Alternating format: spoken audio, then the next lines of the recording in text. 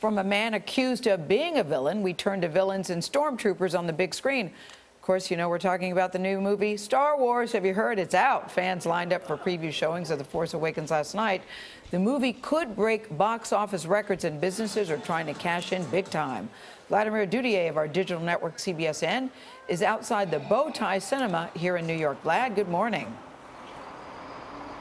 Good morning. You can see that there is already a velvet rope right here ready for the Star Wars faithful. Now, this is Disney's first Star Wars movie since it bought George Lucas's company, Lucasfilm, back in 2012 for $4 billion. Now, for many fans and critics, the second trilogy of Star Wars films in the late 90s and early 2000s was a bit disappointing. So here's hoping that the Force is strong with this one. The Force. It's calling to you. Star Wars means big business for everyone in its galaxy and beyond. Box office analysts predict the movie could bring in between $1.5 to $2 billion in ticket sales. Merchandising surrounding this film is unprecedented. But earnings are expected to stretch far beyond the box office.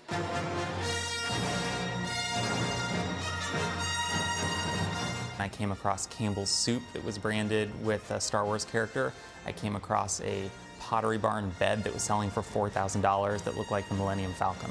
Sure, millions of Star Wars-themed toys will end up under Christmas trees this year, but a host of other companies are looking to take advantage of the Star Wars blitz, including shoe designers and household brands like Crest. Richard Barry, the global chief merchandising officer for Toys R Us, says the store has had a 40-year relationship with the sci-fi franchise. Star Wars has been one of the most important and best-selling franchises in our stores, not just in the US, but around the world. And it's not just well-known chains getting in on the action. Ample Hills Creamery in Brooklyn, New York is churning out Star Wars ice cream after its co-founder Brian Smith struck up an unlikely friendship with Disney CEO Bob Iger.